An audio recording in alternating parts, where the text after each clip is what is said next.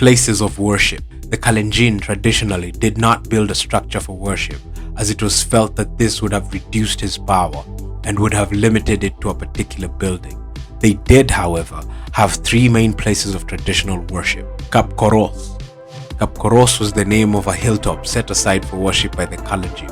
Kapkoros was the Kipsigis term for it and derived from Kap, meaning the place of, and Koros, meaning gift. Koros is also the indefinite form of Korosiot, a bush which is a mild plant and gives off a pleasant odor when burned. When the Kalenjin or various sections would settle at a place, one hilltop would be set aside for worship.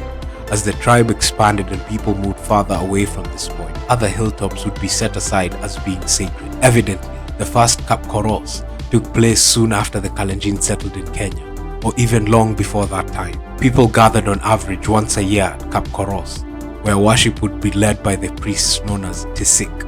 Maboita or Korosiot.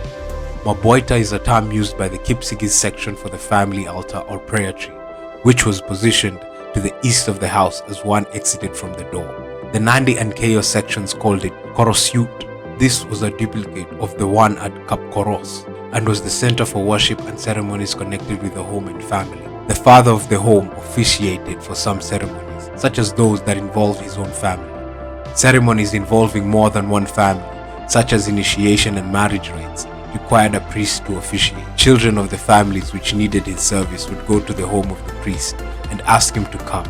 In return, each family paid him a lamb or goat for his services. Sach Oran.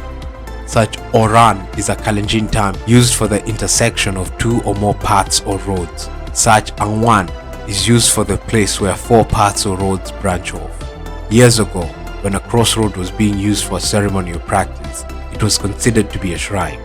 It was remembered ever afterwards that the spot had been used for the removal of something bad. Children were not allowed to go near a shrine at an intersection. At such Oran was a form of prayer to assist to drive away disease. Decline. Traditional Kalenjin religion rapidly declined during the British colonial period in Kenya. A few terminologies, along with those from military tradition, were assimilated during the translation of the Christian Bible into Kalenjin languages.